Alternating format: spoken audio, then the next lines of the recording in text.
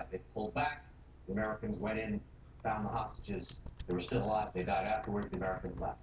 Richard Engel here in New York with the anatomy of this raid. Richard, thanks. In political news, the Republican wave on election night just kept going into this past weekend in a runoff race over the weekend in Louisiana. Senator Mary Landrieu, the Democratic incumbent, lost in a landslide. Another GOP pickup. That now gives Republicans a 9-seat pickup in the Senate. Alright, 10 minutes courtesy. Of the American South. For the first time in 50 years, there won't be a single Democratic U.S. senator or governor from Texas all the way east to the Carolinas completing a political transformation from the era of Lyndon Johnson.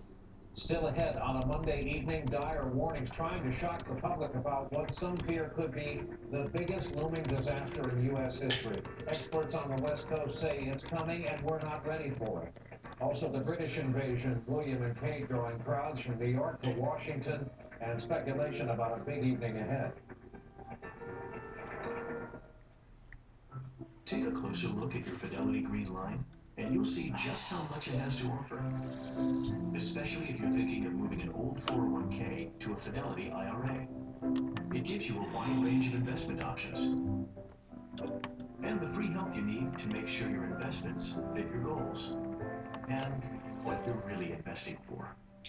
Tap into the full power of your Fidelity Green Line. Call today and we'll make it easy to move that old 401k to a Fidelity rollover IRA. Alright, so the Tylenol arthritis lasts 8 hours, but Aleve can last 12 hours. And Aleve is proven to work better on pain than Tylenol arthritis. So why am I still thinking about this?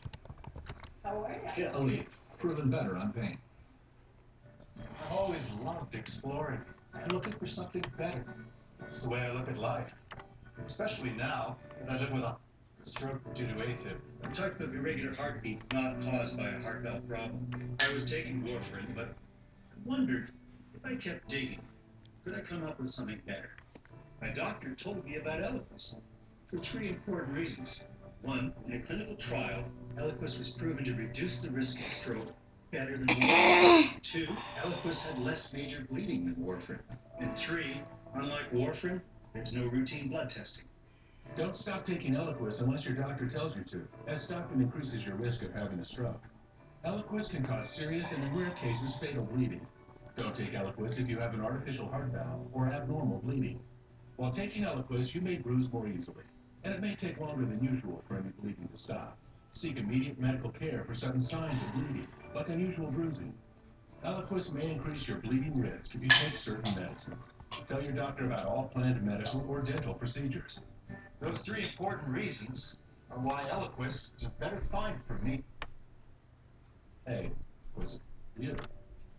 Tomorrow, Savannah and Angelina. Is there something right now that you feel attention was focused on this? The story behind Angelina Jolie's latest passion. I didn't plan on becoming a director, and I did switching careers. Tomorrow on Today.